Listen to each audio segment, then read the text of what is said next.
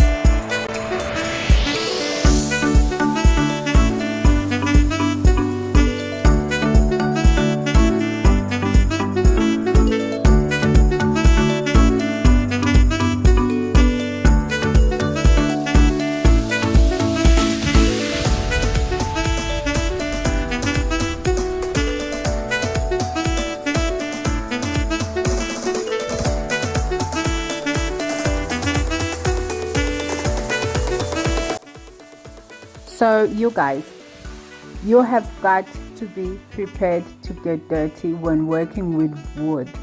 This wood is beautiful. Look how gorgeous that is on the inside. Here I was attempting to make a cut that is a 45-degree angle to see how it is going to sit. Luckily for me, it came out right, because I am attempting to make a bench for my laundry room, and the reason why I cut it at 45-degree angle is because I wanted to join the two angles to make a 90-degree to cover the overlapping part so that it doesn't show the back of the wall. You guys, look at that grain of this wood. First, I thought it was gorgeous on the inside when I cut it, but this is beautiful. This is amazing. I am obsessed. Okay, so right now I am sanding down the rest of the wood to reveal the beauty of this wood. But let's just take a moment and look at my sanding machine, you guys, and my sanding paper. I can't find it anywhere. This sanding paper, I cannot find it, but I had to soldier on with my project.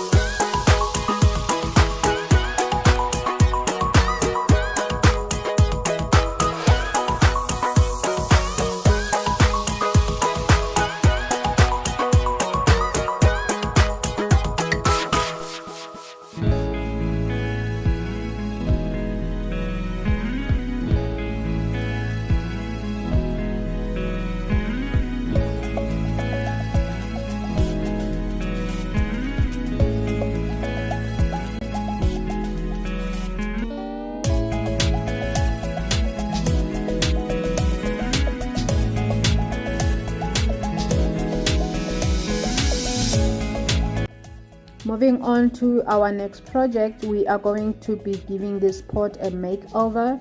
We are going to be using the bicarbonate of soda method, and I have the Dulux Rock Grip paint in white and also the Excelsior matte acrylic paint. It's already mixed, it was on clearance, and I'm mixing these two because I want to achieve the right color that I want for my pot, because the Excelsior paint is a little bit too deep for my liking.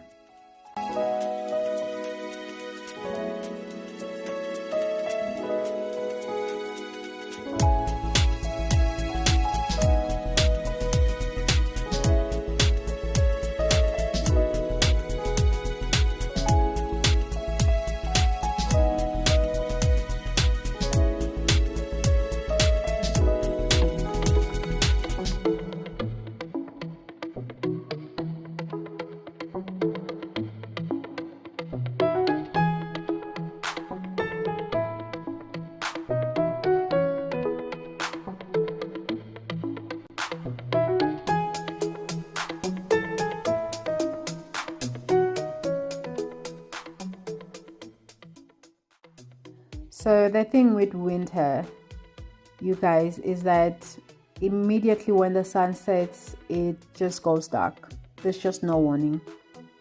So I decided I wanted to finish with my paint and just leave it overnight to completely dry before I move on to my next step. So here I am doing the last coat of paint for this particular pot, and it is so cold, you guys. This Vaal River is no child's play, I swear to you. It is so cold. I am sipping my tea whilst I'm busy with this project. So yeah, it is actually quite nice, you know. It's cold, but you know, it's also doable.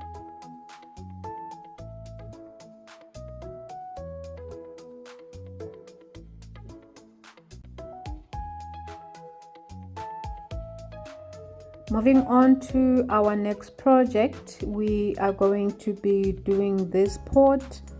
I first had to sand it down because it's also a DIY. I forgot to record this when I was making it. Well, first of all, I didn't know it was gonna come out this nice and this beautiful and didn't break, unlike most of my DIY cement pots. But anyways, we are going to be using the same method of bicarbonate and white paint for this particular pot, and yeah, you will see at the end what I did with this pot, you guys. It's beautiful.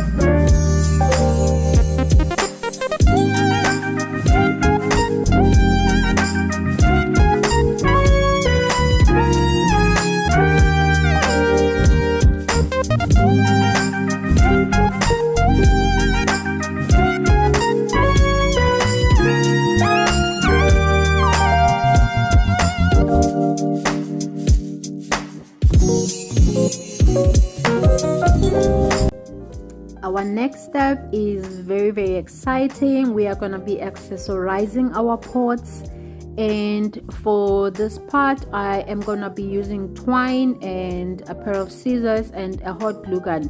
But if you do not have the hot glue gun, you can use glue, any type of glue that can adhere to your pot. But yeah, let's just get into this because I am so excited, and I'm pretty sure you guys are gonna be amazed by the results of this one.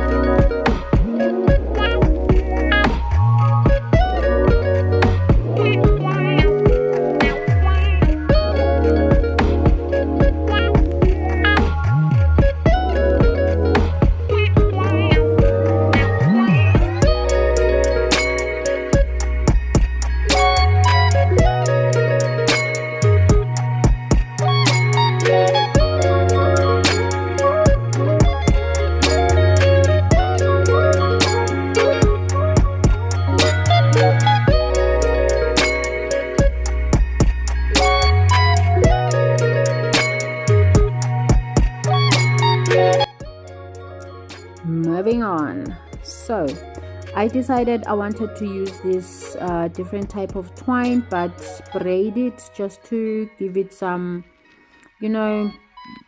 texture and much depth and something different also. And yeah, I'm gonna be using it for my smaller pot.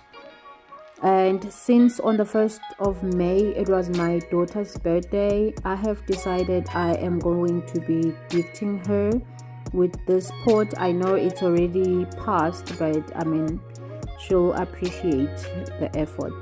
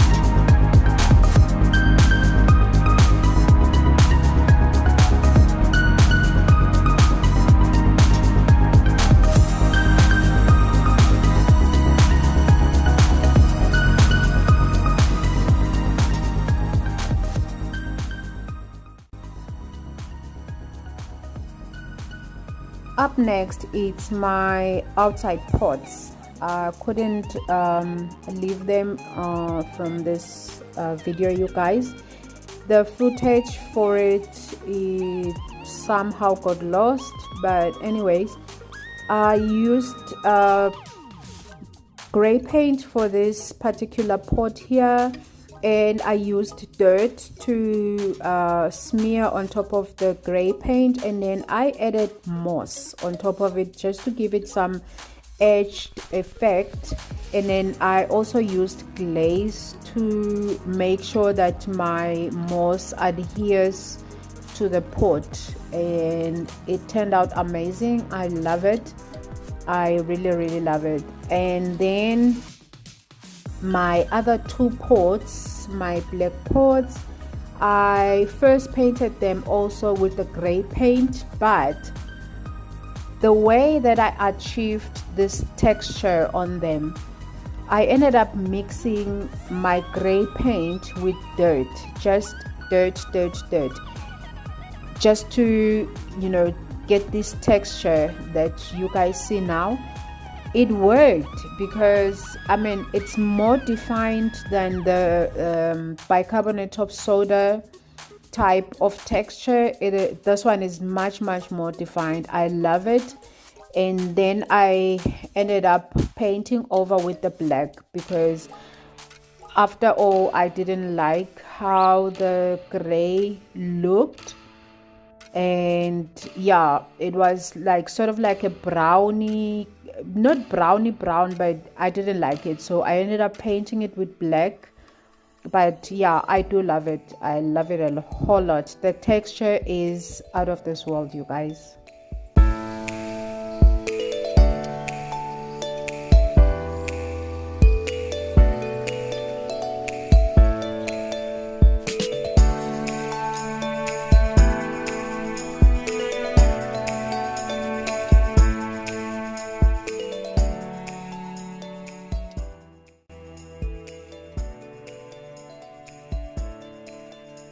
You guys, what an amazing experience.